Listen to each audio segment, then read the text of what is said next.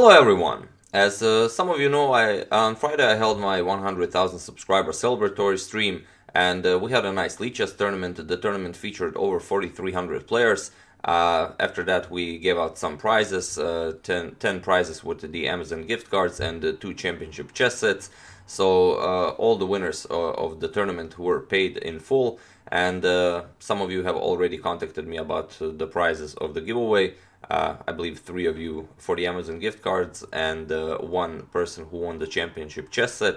So I will give it like a couple of more days for you to contact me, and if you don't, then we'll figure out how to go about this. But every time I had a giveaway, people were always successful in contacting me, so I'm pretty sure it will be the same this time. So for this video I decided to show you a game by the winner of my $500 arena. It's the international master from Netherlands, Vincent Rothuis, also known as Opperwezen on Lead Chess.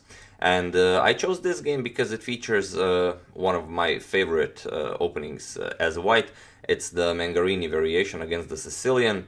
Let me just show you the moves. It's oops, sorry about that. E4, C5 and A3. Once I was in a bookstore and I even saw an entire book that featured Counter the Sicilian with the move A3, with the idea that after knight to C6, white goes B4, C captures, A captures, and after knight captures the gambit pawn, you go rook to A4. I didn't really have a lot of time, nor could I afford this book, but it seemed like an interesting idea. In the game, Vincent doesn't go for this. In the game, he goes knight to f3, and his opponent is also a chess player from Netherlands, Rijk Schipper.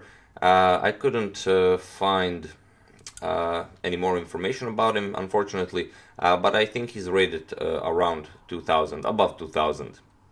So knight to f3, we have e6 and d4 now. So for the gambited pawn, black has a misplaced knight here on b4. White will create a strong center and hopefully will get some rapid development. And I don't know if you remember that game. I made a video about it. It was game 1 from the World Blitz Championship between Magnus Carlsen and Ernesto Inarkiev. It also featured this variation, the Mengarini against the Sicilian. In the end, Carlsen won that, but you know, there was a lot of controversy to that game. But in case you missed it, I will put a link to it in the description below, since it's quite a nice game before Inarkiev called the arbiter. So d5 here, we have knight to e5, and this is a common theme in this variation where white will counter the Sicilian with a3, but even when white tries to counter it with the immediate b4, this knight to e5 is always a nice move. And here black probably wants to go something like knight back to c6, and after bishop to b5, bishop to d7, captures, and after e5, black will still be up a pawn, but white will have the bishop pair and somewhat faster development. So it's not something you want to maybe really go for in a serious game with white if you're not really sure in yourself, but if you like gambits and sharp openings, then you definitely might consider this. So after knight to e5, black played knight to f6, we have bishop to g5, pinning the knight, queen to b6 now, unpinning, and pressuring that d4 pawn, and here we have knight to c3. And knight to c3 is a very interesting move because it allows black to play queen captures on d4. And now if you capture the queen, you get knight captures on c2, forking the queen and the king.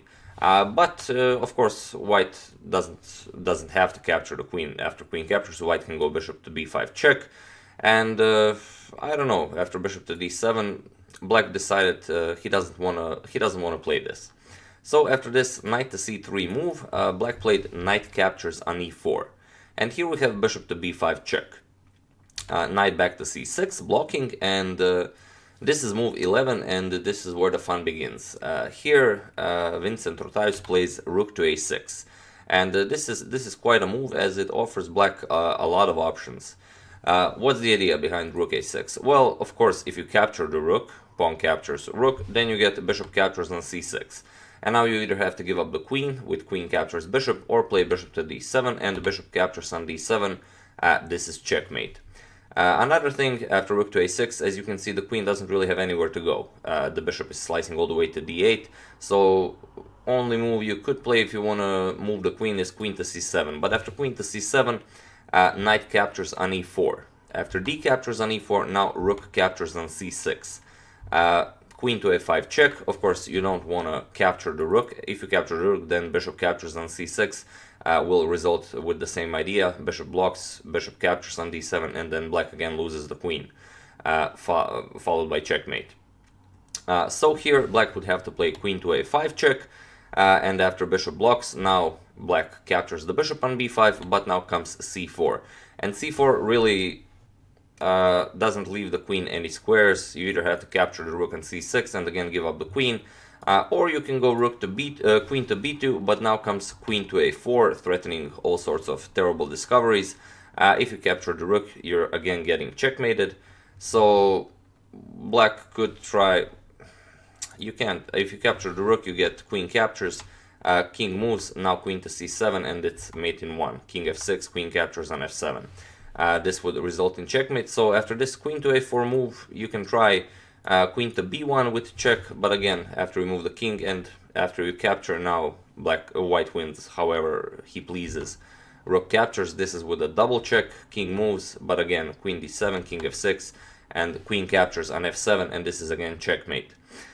So after this rook to a6, the best move for black would have been to play knight captures on c3.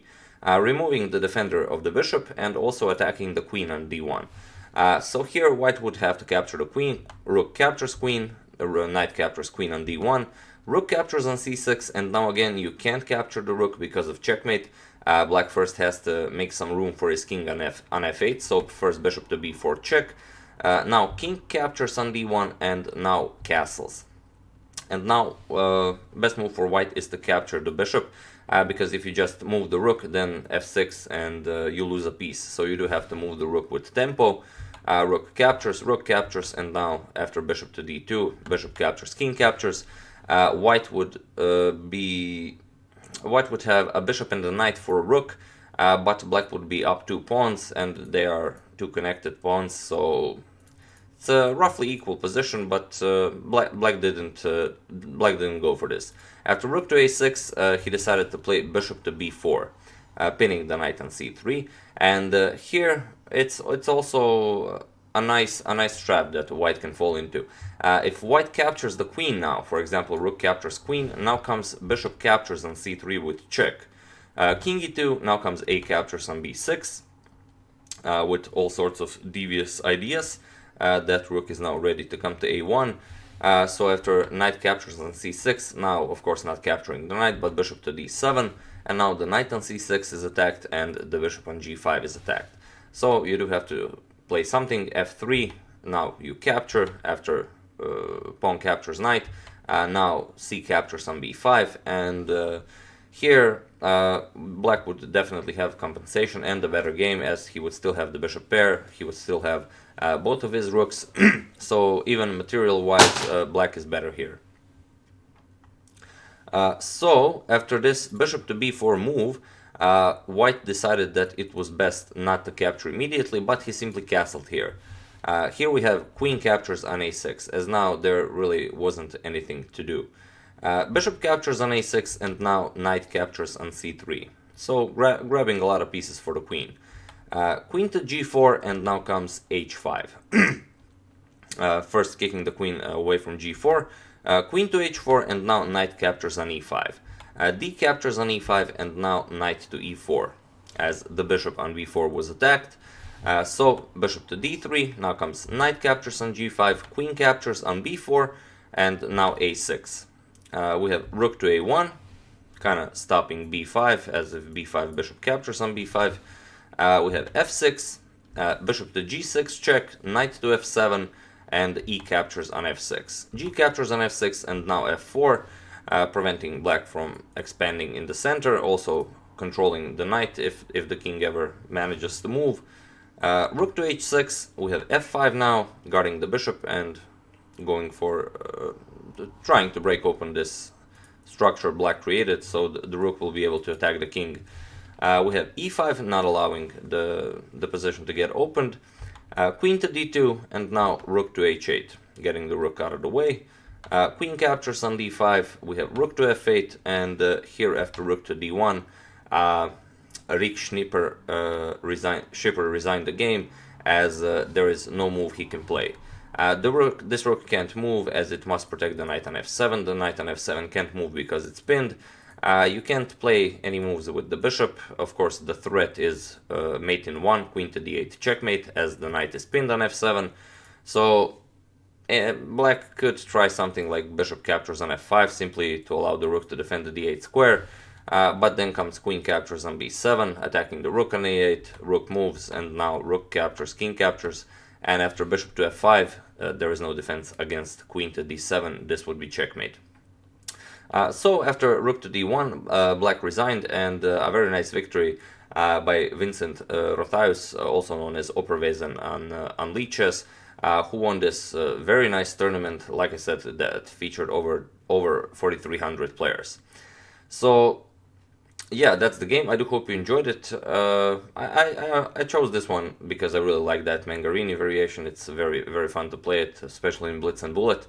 But I will also show one more game by Vincent here, as it was the first tournament I organized, so it would be nice to show a game by the person who defeated everyone. So yeah, once again, I do hope you enjoyed it. I would like to thank David Flores Gonzalez, Jakob Lefevo, Oliver Tatlov, Amadeus Kosik, and Terence Moore for a contribution to my channel. Thank you a lot, I really appreciate it. As usual, you can check 2 of my previous videos here, and I will put the list of all the winners of the giveaway in the description below, by name and also by the prize they won, and also a link to my social media where you can also check them out. So yeah, thank you all for watching, and I will see you soon, probably with another game from the winner of the arena. Thank you all.